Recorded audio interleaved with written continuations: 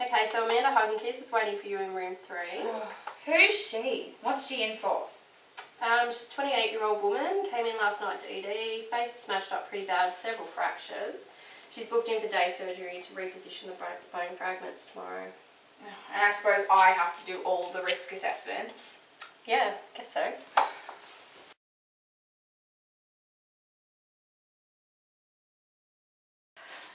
Jesus, Amanda, you're a mess.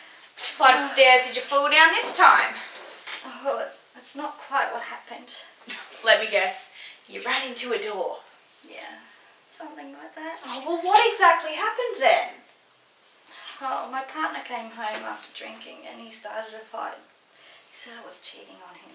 Well, were you? No, I don't cheat on him. I've never cheated on him. He's a great father So this is when he's sober. never happened before. Not like this. Look, if you don't want to help yourself, I can't help you. You're an adult. You can leave him whenever you want. That's what I'd do. It's really not that easy. I have a child and I have no job. Wouldn't worry about that. You can always go back to dole bludging. You know, I just want to go home. Can you give me something for the pain? Do you have someone responsible to take care of your kid? Yeah, well, he stays home with him, my partner. Oh yeah, your loving husband. He is loving. Yeah, right. He says he was sorry. Oh, aren't they always? Look, he sounds like a bit of a wanker if you ask me. What a deadbeat. I'm done. I'm done talking about this. Whatever. I'm gonna grab a coffee. You can either sit here and feel sorry for yourself or do something to fix it. In here. Oh, that's Amanda, isn't it? She's my neighbour, constantly fighting with that Darrow partner of hers. Can't say I'm surprised. She looks like a bogan. Oh, it's disgusting. I feel so sorry for their son. How hard can it be? She should have left him the first time. Exactly. Seriously, stop wasting my time. I've got so much paperwork to do now I won't get out on time. So I would like to leave now. No one's keeping you here. You can leave any time you want, love. Please, can I just get something for my pain? My head is killing me. Typical. Excuse me? More worried about drugs than taking care of your own son. I've had enough. I'm leaving. I'm out of here. Patient was aggressive and irritable, refusing to accept responsibility for actions, fails to see issues with their relationship, query delusional, refused support services, declined assistance for the care of her son, mandatory reporting may be necessary, cold docs, refused medication, discharged against medical advice. Oh, Amanda. Hi, I'm Christine. I'm one of the enrolled nurses here. Would you mind coming in and having a chat with me? Suppose. Okay, just come this way. Can you tell me why you're here, Amanda?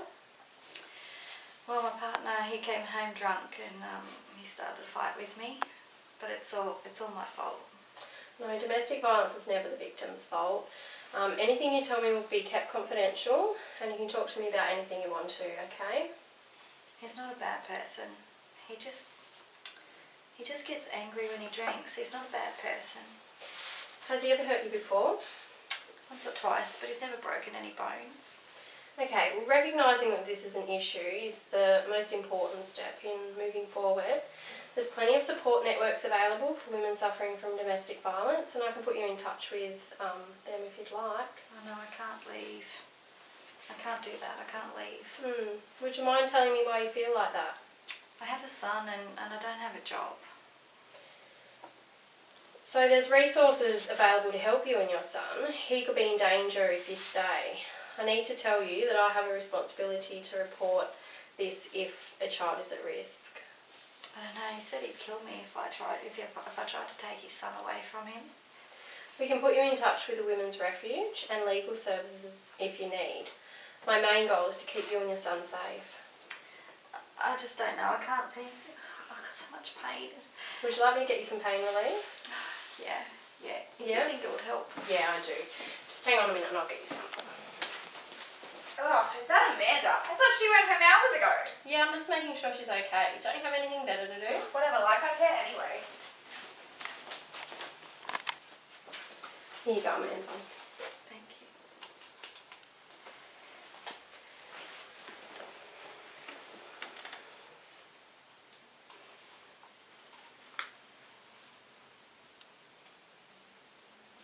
Do I have to go to a refuge?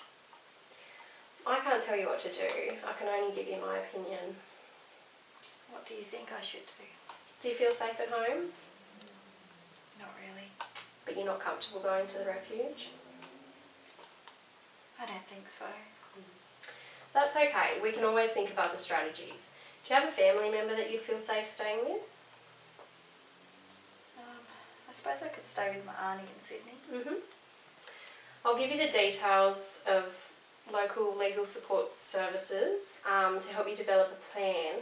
But I do have another question which might be a little uncomfortable, if that's okay. Sure. What else can I tell you? Will you be able to support yourself and your son financially? No, I don't think so. Would you like me to put you in touch with a social worker? Can they help? They're definitely a good first step, yeah. I think it might be a good idea.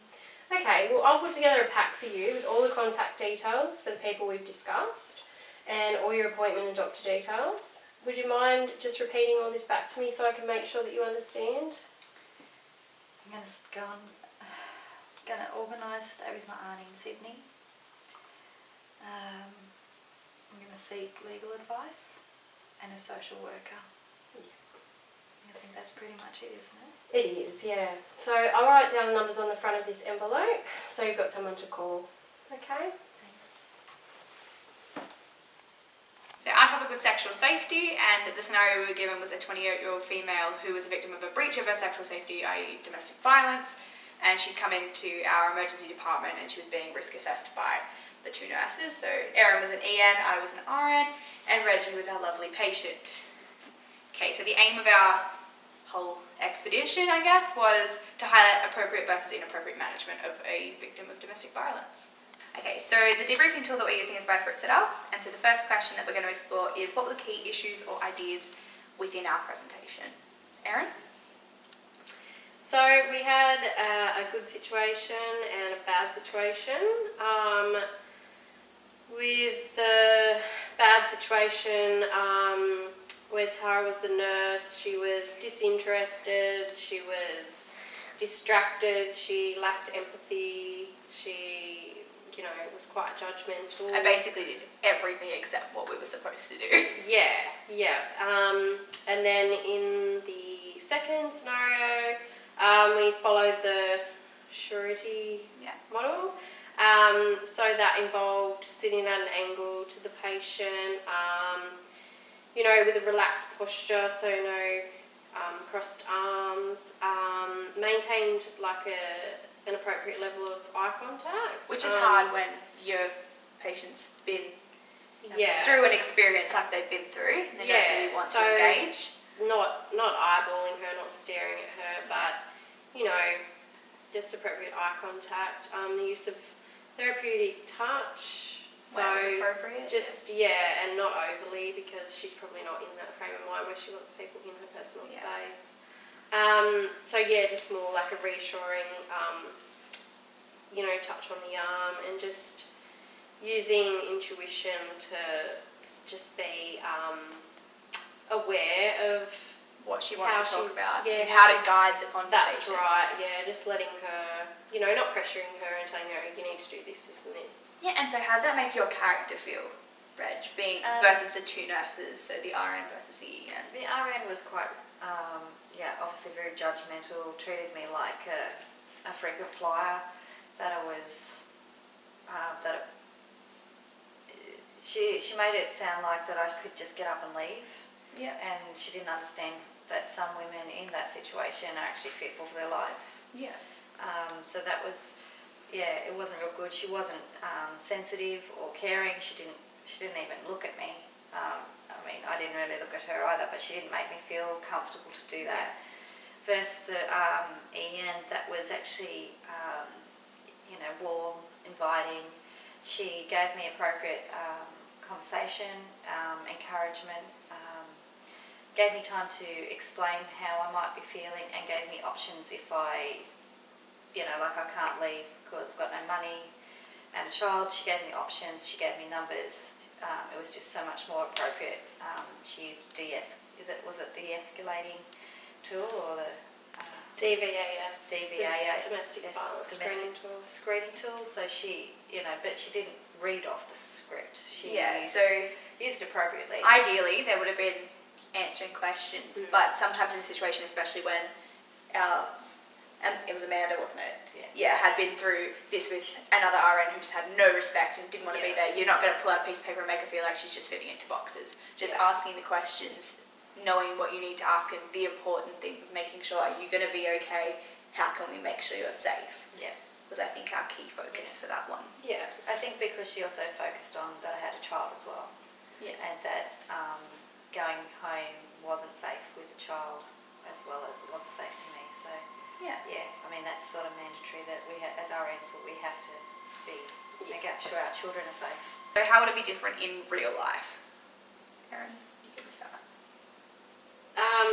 Well, I don't think we would have got a second chance with Amanda to talk to her because I think she would have just left after being treated like that. I know I would probably not want to talk to anybody else. Yeah, I'd like to think we wouldn't get away with that at all, to be honest. Yeah, exactly. In an environment. The patient would have shut down completely. Walls would have been up and she would have left that hospital and never spoken about that violence ever again. Yeah, she wouldn't have had that opportunity to open up. And next time you've seen her, she might have been in a body bag. Yeah, she would have just put up with it and been too scared to approach anyone for fear of being treated and judged badly like that. Yeah. So even if the first scenario hadn't have happened, it's still possible that they don't want to talk about their experience with violations of their sexual safety. They don't want to have that conversation. But I think your approach as the EM was much more likely to elicit a response that was, rather than, well, it was clearly your fault, versus it's never going to be your fault. How can I help you? Yeah, that's right. Sort of thing. Yeah. What problems do you have? How can we address them? What did we learn from this that we can apply to future practice? Reg?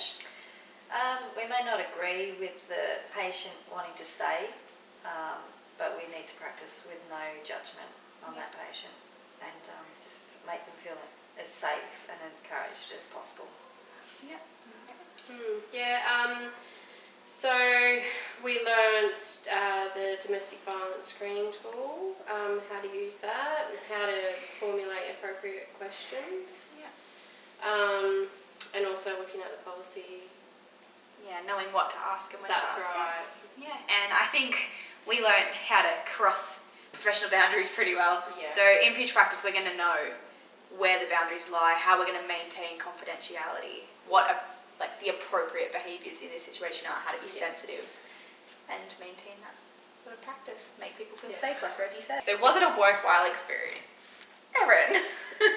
Yes, I think it was a worthwhile experience because I've never come across that situation either at work or at placement, and I think, even though it was a simulation, it's still a good practice, I guess, at how you would deal with that situation, because I think it's a very sensitive situation. It definitely showed us what to do versus what not to do. So even though it was a little bit outlandish and it's so obviously you're not going to sit there and roll your eyes so dramatically and throw your head back, but even if you just got a little eye roll because you think what they're saying is, that's ridiculous, you could just leave, they're going to shut down. They want no interest in what you've got to say. So it's an exaggerated version, but it still is what not to do, essentially, even in the littlest form. Reg, you had an exciting experience after this, didn't you? Yes.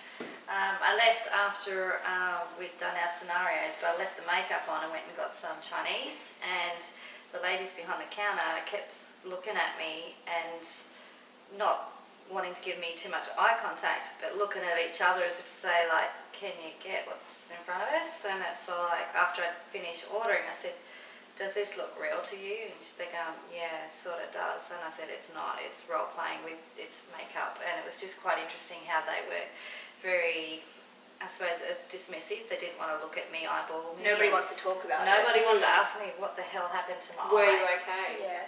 Nobody asks you, are you okay in this situation? No. Do you need help? Should we call someone? No. And as RNs, we need to be looking out for that. Yeah. Domestic violence is never the victim's fault, Amanda. Anything you tell me will be kept. Please don't.